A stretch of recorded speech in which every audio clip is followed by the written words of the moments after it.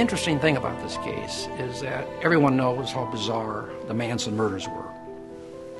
If we go to trial, and the trial is almost as bizarre as the murders were. I'll just give you some of the very, very strange things that happened during that trial. One morning, Ronald Hughes, the defense attorney for Leslie Van Houten, he doesn't show up in court. Vanished from the face of the earth.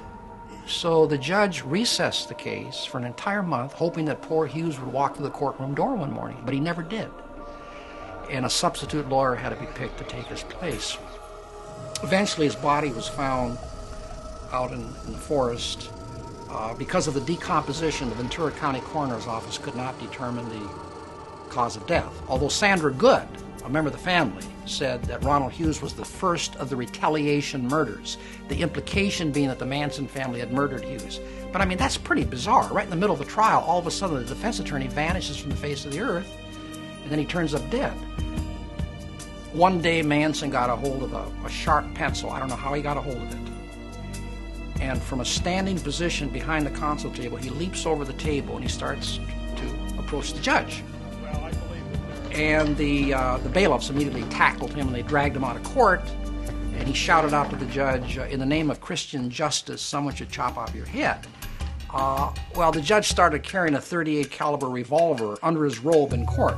That's not common for a judge to have a .38 caliber. Even President Nixon got into the act. He was in Denver for a law enforcement convention. There was a press conference. Had nothing to do with the Manson case, but he brought it up. He started talking about the Manson case. And on the news every night he said, in his opinion, Manson was guilty. The big headline was, the most important headline was LA Times the next day. Manson guilty, Nixon declares. Somehow Manson got a hold of that paper and he stands up in court, shows the jury the headline with a silly little grin on his face as if he was somehow proud that the president had taken notice. Threw the trial into a tizzy. There was a motion for a mistrial by the defense. We had to voir dire the jury. That means ask each member of the jury under oath as to the effect, if any, the president's declaration had on their state of mind. And they all said it had no effect whatsoever. If anything, I think from that point on, they bent over backwards to ensure that Manson got a fair trial. But I mean, these are some of the things that are really bizarre that happened during this trial. Almost as bizarre, as the murders themselves.